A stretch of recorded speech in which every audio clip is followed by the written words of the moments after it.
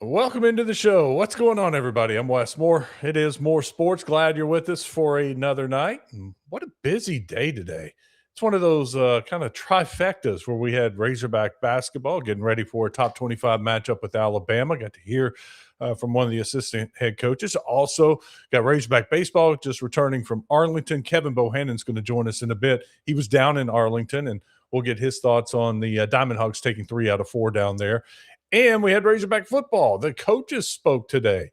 Good to hear from Ryan Silverfield and Cramsey and defense coordinator Ron Roberts. And just hey, anytime you get to talk a little football, that's a good thing. That's how I want to start things off tonight.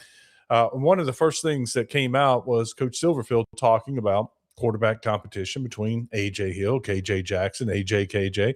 A lot of people, or some people, I should say, assumed when KJ Jackson said that he would be coming back, he would be the starting quarterback. But once A.J. Hill transferred in, and he's got a year in this offense, he was a highly recruited quarterback too, it crossed my mind it may not be somebody's job. It looks like there's going to be a competition, and Ryan Silverfield confirmed that today. And then a little bit later, the offensive coordinator, Coach Cramsey, confirmed that and talked a little bit about the quarterback controversy or quarterback competition. Yeah, a quarterback competition, quarterback controversy, whatever you want to call it, is an all-day, everyday evaluation of who those guys are, what they do in the meeting room, what they do in the classroom, eventually what they do on the spring football field, summertime, what they're doing in our morning workout. So that competition is going to be going on for a long time. We won't have an answer till middle of fall camp or really maybe even as we approach closer to the first game. Because we're going to let those guys have good days. We're going to let them have bad days. We're going to see how they react. We're going to see how they react to certain situations and scrimmages. We'll see if Coach wants to take a jersey off and let him play real football. We'll see how Coach feels about that, because that's when you really find out who your guy is. And we got to know who our guy is prior to going into week one. But don't quote me on that. That's Coach's decision. All right, that's Coach's decision. To me, that's the way you kind of get a feel. I love that. That is, to me, when you have dual threat quarterbacks, athletic quarterbacks, you got to know you can't just harness them. You got to see what they can do when the bullets are flying. I remember a story, and it goes way back Texas A&M with Johnny Manziel. He was in a quarterback competition coming out of his redshirt season, and they didn't know who they were going to go with. And he ends up winning the Heisman Trophy. But because they were always blowing a play dead, Manziel didn't get to be Manziel. And it wasn't until they finally got into a game and he started running around making plays, they looked at each other and go, oh, we got something here. They didn't even know what they had because they were blowing plays dead anytime somebody gets close to the quarterback. So, you know what?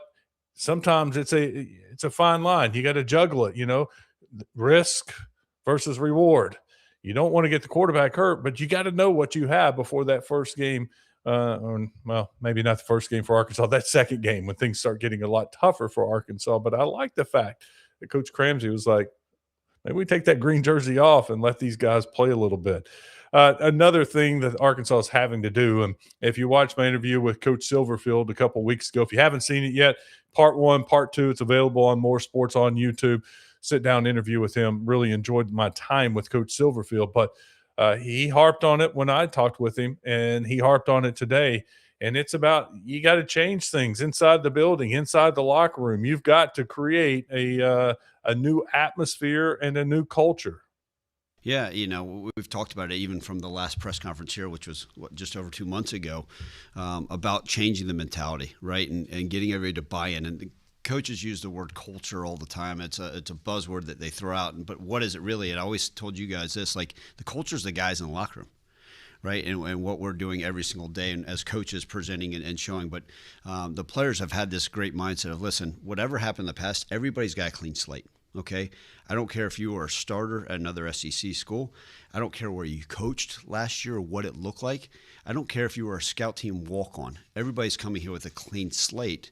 And it's time to start over, and now we're going to show you guys this is what it looks like to win. This is what it looks like to compete. This is what it looks like to be all in every single day and what we're all about. And the players, the ones that are returning, have bought into that.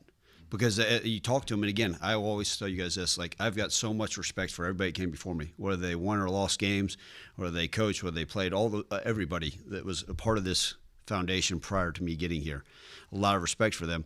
But the reality of it is we didn't win a lot of football games. And there's a reason I'm here. And the guys have bought in, like, this new sense of energy, this new sense of, hey, this culture that we are going to create day in, day out. It's been exciting. And they sit there and say, man, they got a lot of beliefs that we're going to get this thing turned around.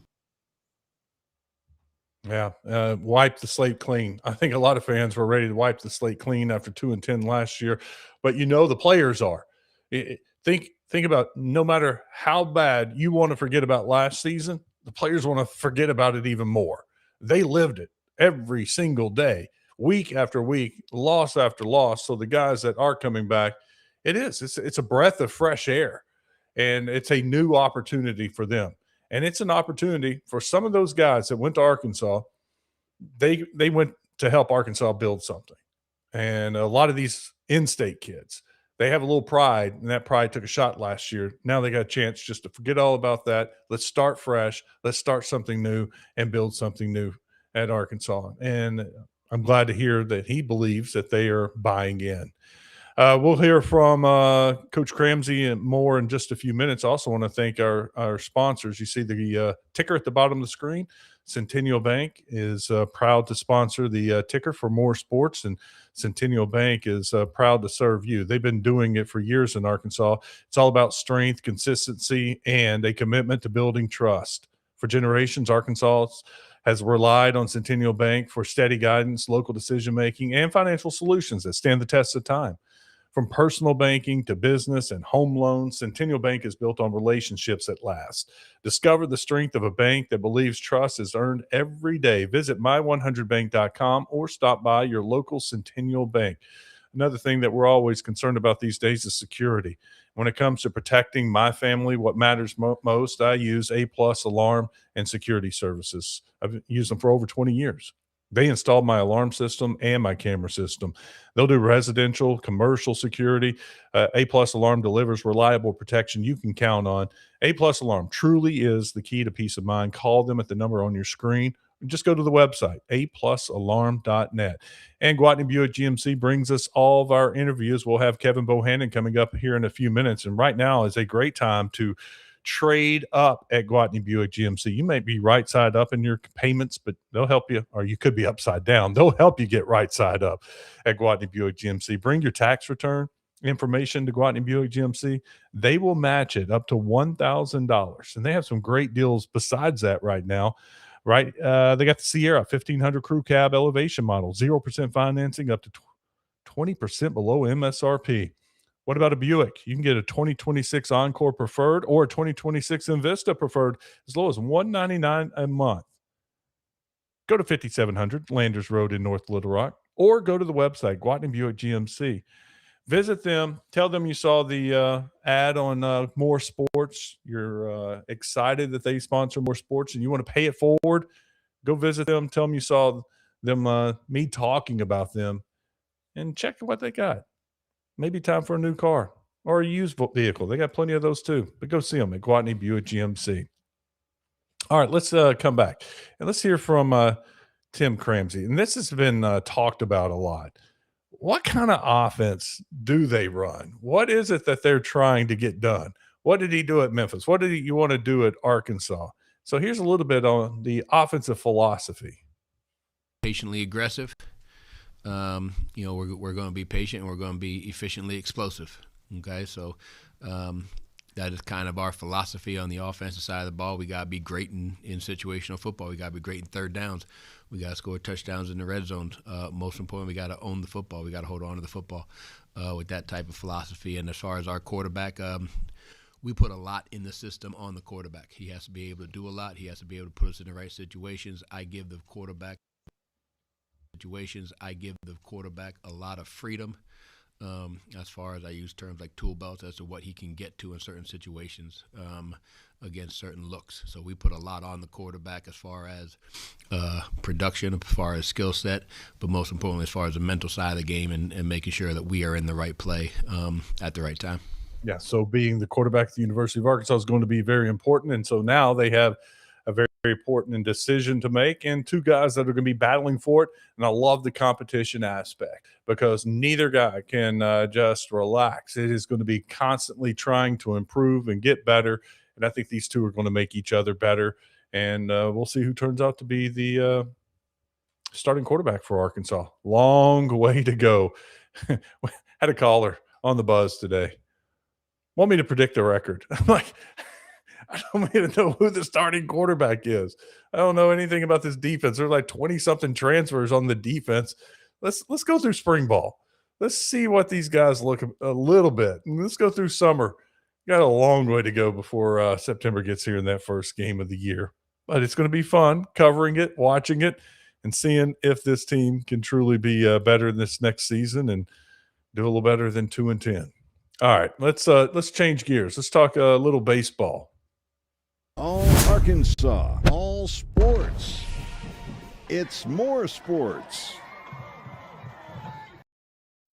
Now let's talk a little bit about the Diamond Hogs. Kevin Bohannon from hogsports.com joins us tonight. He is back from Arlington, where I got to imagine you had a pretty cool experience down there. Yeah, and I got to see Hagen Smith throw 17 strikeouts against Oregon State. That was really cool. Like, we were at that point, I wasn't covering for a media outlet, so I was there as a fan and really getting on it. And I was sitting by Donovan Witten and his dad. Sorry about the dog.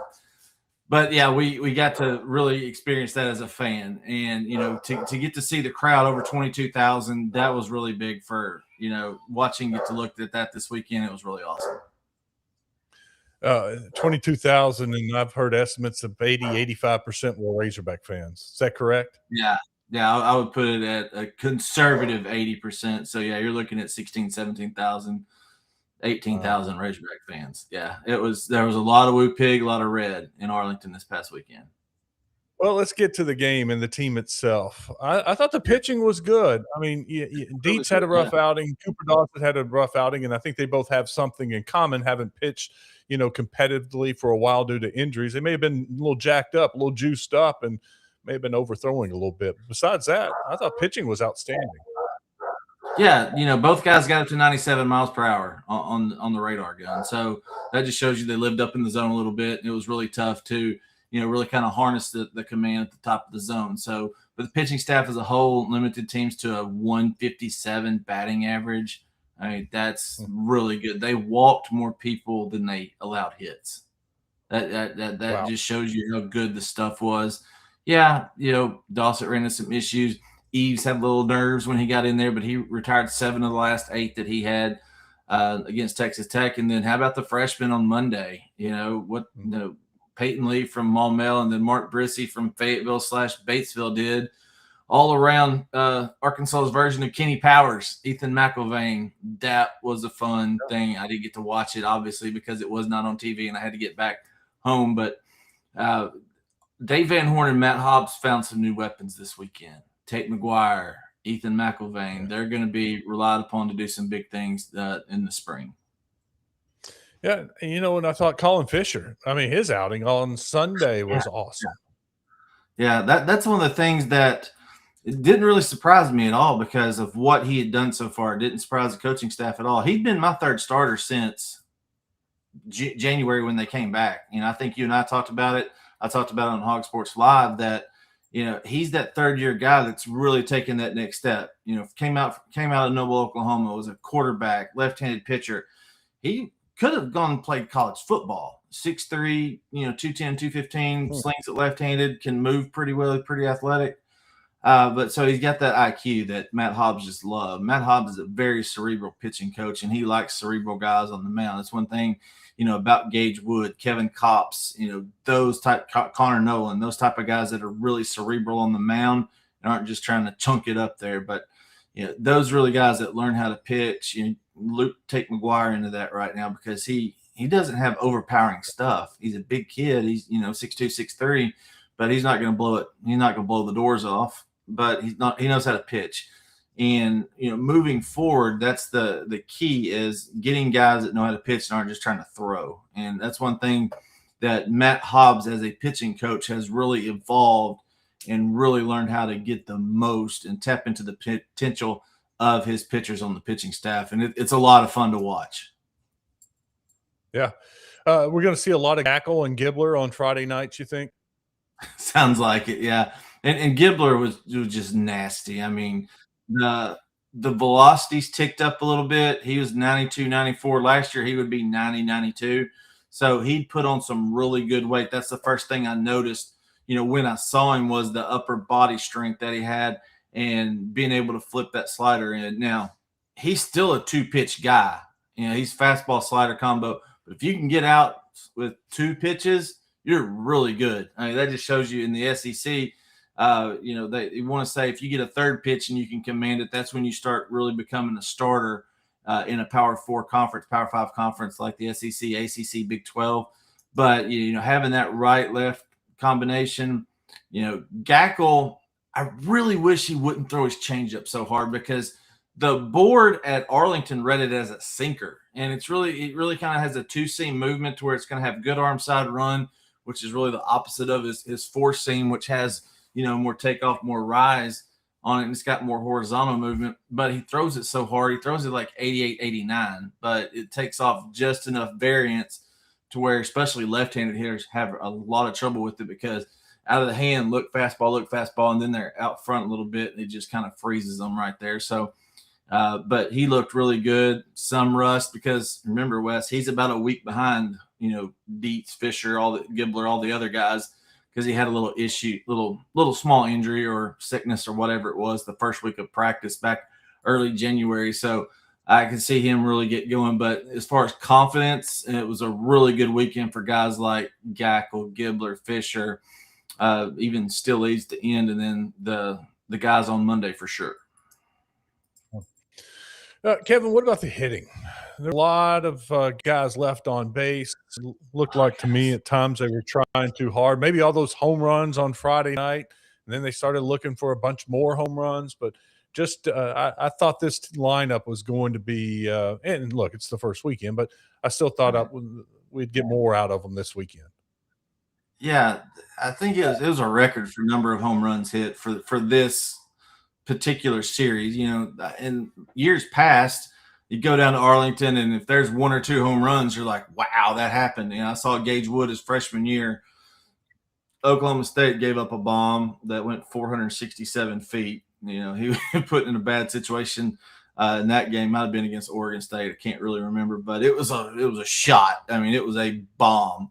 But what Kuhio Aloy did. Kuhio Aloy, now, I am all for swinging out of your cleats and helmet, whatever. We even had a thing on our message board about getting helmets that fit tighter. And I'm like, guys, it's just the way their mechanics are.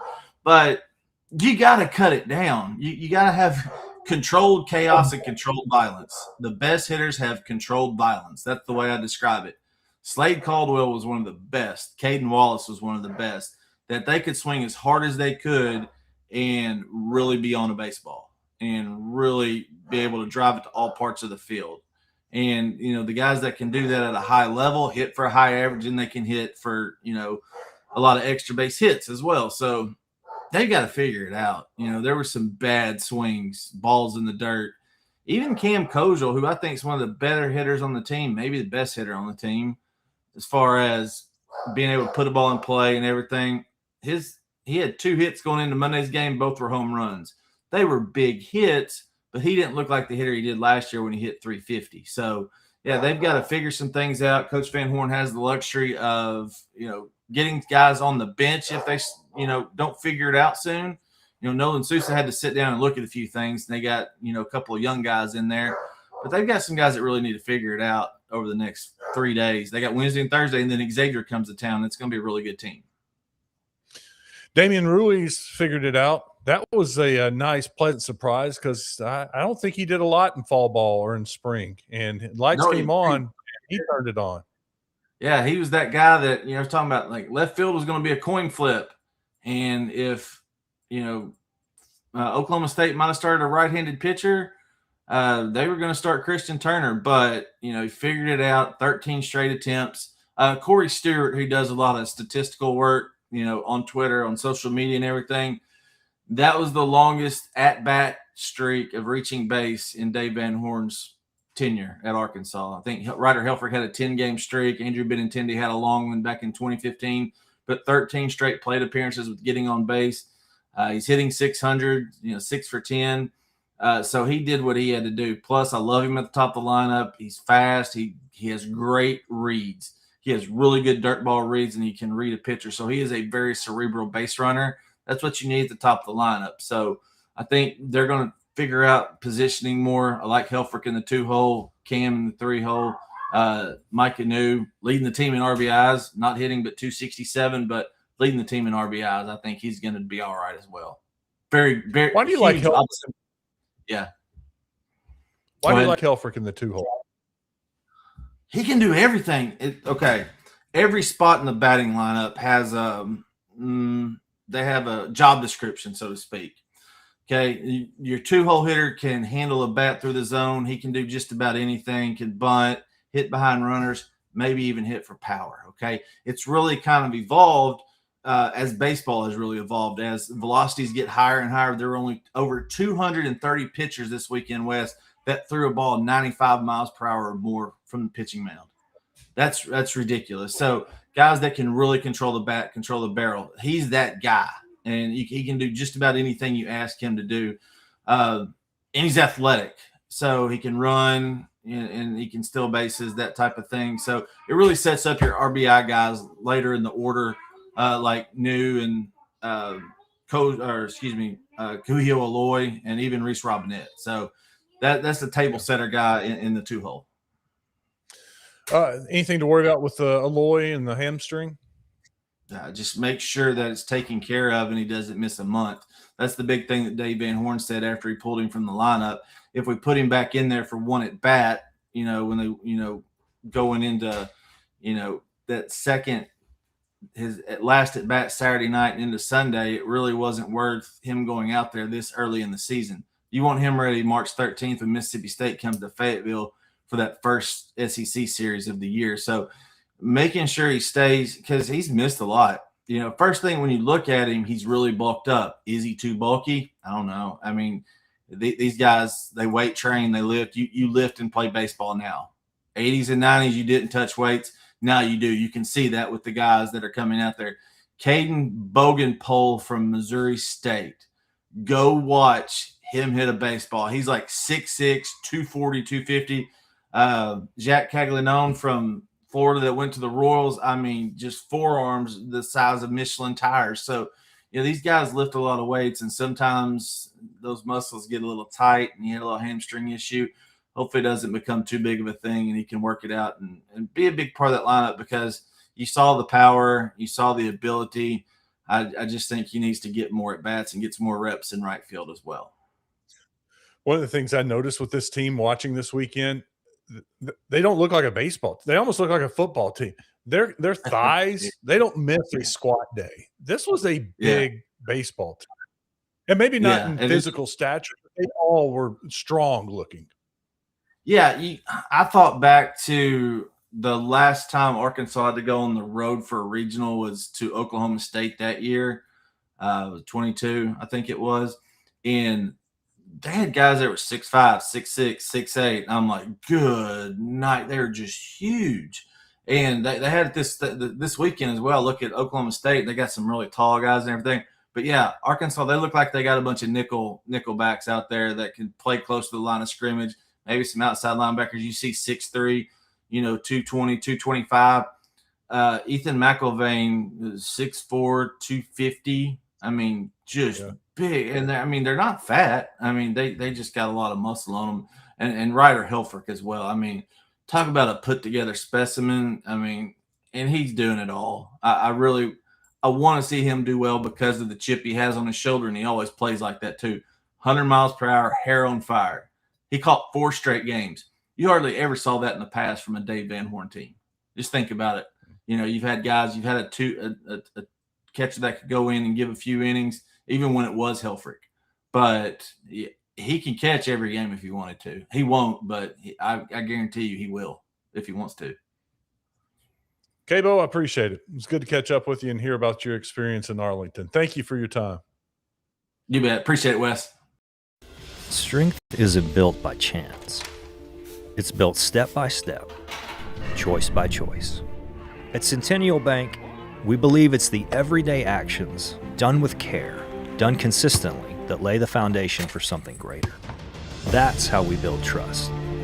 That's how we build strength. Let us help you create a strong financial game plan. When we work together, we win together. Centennial Bank, member FDIC. It's pretty strange how good the deals are at Gwatney Buick GMC, and tax time is the best time to trade, even if you're in the upside down. Get GMC Sierra with more power than a Demogorgon at 0%, Buick Encore or Invista at just $199. Plus, we're matching your tax return up to $1,000. No alternate dimension required. We're pulling you out of the upside down with supernatural deals this month at Gwatney Buick GMC, next to Sam's in North Little Rock. Busy sports day, talking Diamond Hogs, talking football, and we got basketball tomorrow. Arkansas, Alabama, 6 o'clock start. That's on ESPN. So an early game. Got some games in the SEC tonight. Florida getting almost like a bye, hosting South Carolina. Florida's like a 22-point favorite tonight. And then they go to Ole Miss. I mean, it's 2 games they should win. And Arkansas, to stay and keep pace with Florida, got to beat Alabama tomorrow night. And here's the thing. You beat Alabama, you're going to move from a 5 seed to a 4 seed on Joe Lunardi's bracketology. Alabama, probably flip-flop with Alabama. Another quad 1 victory for Arkansas.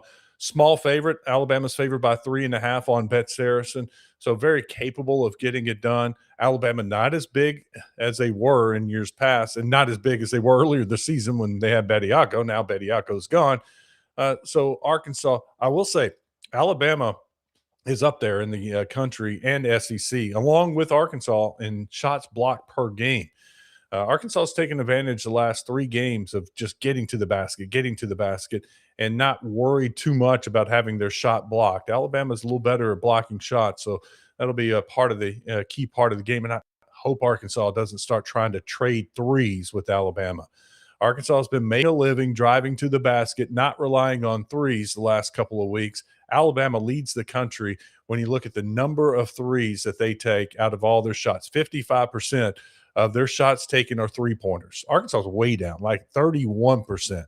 So sometimes when team hits a three, a couple threes, it's natural. It's a tendency. You want to hit a three to, you know what, you do that, I do this. You know, so what? You hit a three, I'll hit a three. I don't want to get in a three-point shooting contest with Alabama. Do what you do. Get to the basket.